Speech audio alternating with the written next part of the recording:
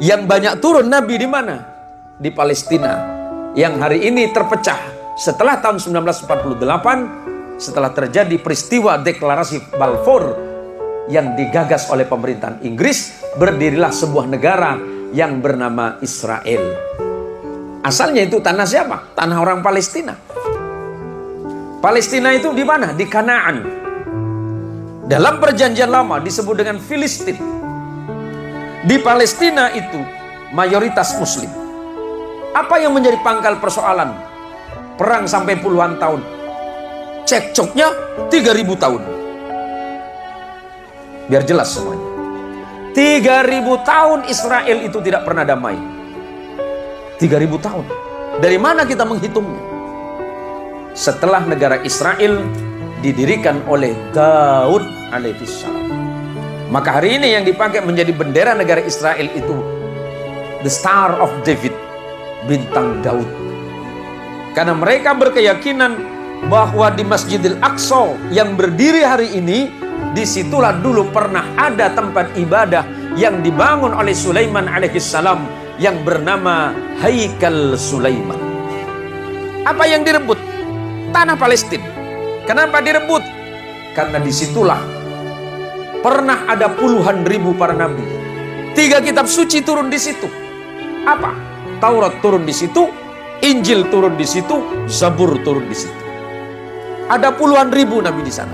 Tapi yang dibunuh oleh Bani Israel itu ada 400 nabi yang dibunuh oleh kaumnya sendiri. Saking kejamnya Bani Israel. Nah kemudian, kenapa Masjidil Aqsa itu punya posisi penting di umat Islam? Pertama, peristiwa Isra dan Mi'raj.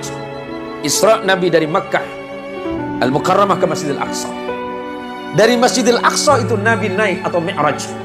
Berarti Masjidil Aqsa punya posisi penting di hati umat Islam.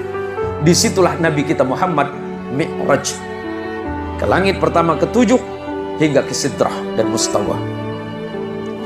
Yang kedua, setelah turun perintah salat, Nabi Muhammad SAW salatnya menghadap ke Masjidil Aqsa 16 bulan lamanya sebelum diperintahkan menghadap ke Baitullah. Berarti umat Islam tidak bisa dipisahkan dari ini. Ketiga, tidak boleh kata Nabi kalian menyengaja atau meniatkan datang ke masjid dimanapun kecuali 3 masjid. Pertama, Masjidil Haram. Kedua, masjidku kata Nabi. Dan ketiga, Masjid Al-Aqsa. Keempat, sahabat Abu Dzar Al-Ghifari pernah bertanya kepada Nabi, ya Rasulullah, di manakah masjid pertama kali dibangun di dunia ini? Pertama kata Nabi, Masjidil Haram. Setelah itu Masjidil Aqsa di Filistin dengan jarak 40 tahun lamanya. Ini yang tidak bisa kita hindari. Konflik yang terjadi hari ini sebenarnya bukan konflik baru. Di tanah Israel itu sudah 3000 tahun terjadi pergolakan luar biasa. Dan di antara umat Islam, kenapa kemudian hari ini menjadi konflik agama antara Islam dan Yahudi? Karena di Palestina yang tanahnya tinggal 5% yang dirampas oleh Yahudi. Tanahnya tinggal 5%, Pak. Mayoritas Arab Islam. Kenapa saya menyebut Arab Islam? Karena ada Arab Kristen, Pak. Yahudi ada dari bangsa Arab, Yahudi masih banyak. Bahkan hari ini di tanah Arab itu banyak orang Arab yang tidak punya agama. Yang disebut dengan kaum Dahriyin. Orang-orang ateis banyak di sana. Palestina itu mayoritas Muslim.